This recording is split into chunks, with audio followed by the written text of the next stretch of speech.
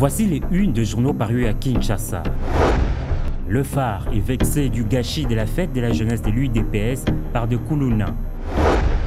De l'opposition au pouvoir, le Soft rappelle le 100 jours du gouvernement Matata. Offre d'intéressantes perspectives de la Chambre basse de commerce franco-congolaise perçue par le potentiel. Enfin, la tempête des tropiques confirme la rentrée scolaire au 3 septembre prochain.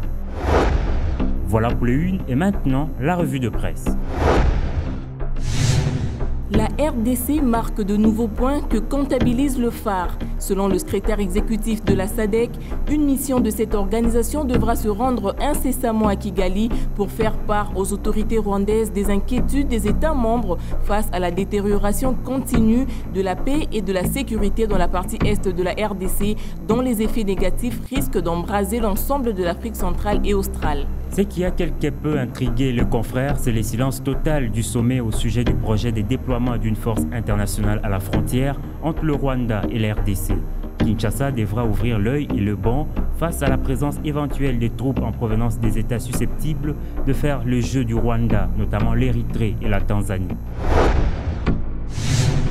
Comme cela ne suffisait pas, la tempête des tropiques est scandalisée après les inquiétudes de la société civile de l'Ituri des défections enregistrées depuis plusieurs semaines dans les rangs des FARDC.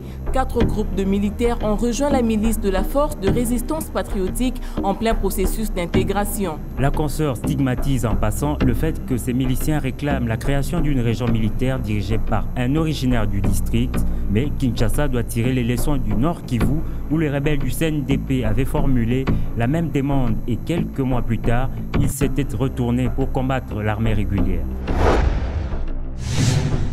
Des volte-face à évoquer probablement au cours des entretiens que suit l'observateur entre Didier Reynders, arrivé hier à Kinshasa, et ses interlocuteurs. Le ministre belge des Affaires étrangères sera reçu ce mardi, tel que l'annonce Le Quotidien par Joseph Kabila. D'une grande figure du Royaume de Belgique à une grande figure du Congo-Brazzaville, le potentiel expose Claudia Ikia-Sassou dans toute sa splendeur, la députée qui a eu cette phrase concise, tout simplement « merci » en réponse à la confiance à ses électeurs de Talangai qui l'ont élu massivement avec près de 79% au premier tour des législatives du 15 juillet dernier. Le journal revisite le parcours de la parlementaire de Brazzaville, diplômée en management, option communication, finance, banking des universités American College of London en Angleterre et au Loyola Marymount ONG University aux États-Unis. Victime de son succès, Coco sait entretenir sa cote de popularité en réinventant une communication de proximité. De la politique africaine à la bonne gouvernance en RDC, la prospérité salue la dotation de la SNCC par la Banque mondiale d'une usine de production des traverses en béton armé bibloc. La consoeur trouve en l'acquisition un moyen qui permettra à la Société des chemins de fer de réhabiliter son réseau.